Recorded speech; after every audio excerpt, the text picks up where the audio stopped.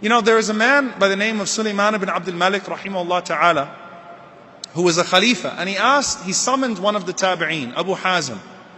And he asked him, it's a very famous dialogue. He said to him, Ya Abu Hazm, oh Abu Hazm, why is it that we hate death so much? And yes, you're going to wonder over the next 2 minutes what this has to do with the topic. Why is it that we hate death so much? And you know what he said? He said, لِأَنَّكُمْ عَمَّرْتُمْ دُنْيَاكُمْ وَخَرَّبْتُمْ آخِرَتَكُمْ فَتَكْرَهُونَ الْخُرُوجِ مِنَ الْعُمْرَانِ إِلَى الْخَرَابِ. He said, because you have established yourselves in this world, and you have destroyed everything in the hereafter, so you would hate to transition from that which you have established to that which you have destroyed.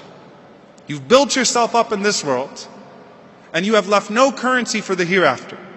And so naturally you would hate to transition from that which is established to that which you've done nothing for. From that which is known to that which is unknown.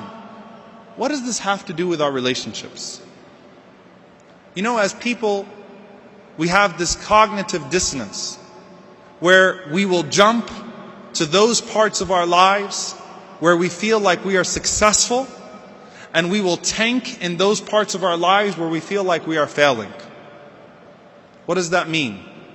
You're doing well at work, but your family life is going down the drain.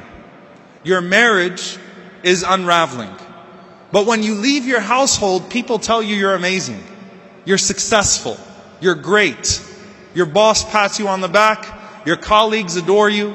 Everyone adores you. You're a great friend. You're a great community member. You're wonderful outside of your home. But your marriage is unraveling. Instead of fixing your marriage, you continue to live in the adoration. Because it's established. Because you've succeeded. And you continue to allow your marriage to tank. You don't fix your relationships at home, even though that relationship is more important than the relationships outside of the home. Because you feel better and more established with those other relationships. Your parents are older and you can never do enough for them. They think that you're horrible.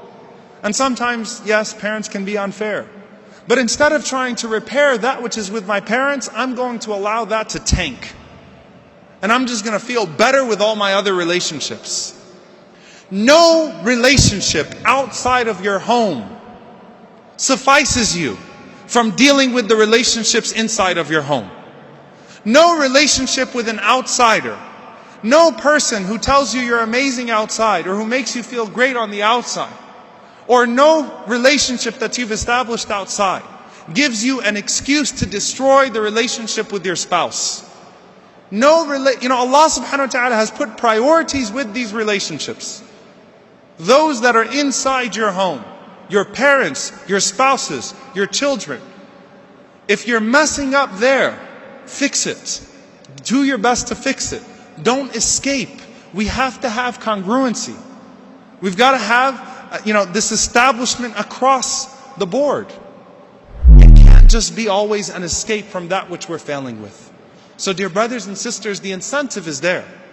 Allah subhanahu wa ta'ala has placed upon us a mighty incentive. Allah subhanahu wa ta'ala has placed upon us a responsibility to make things right.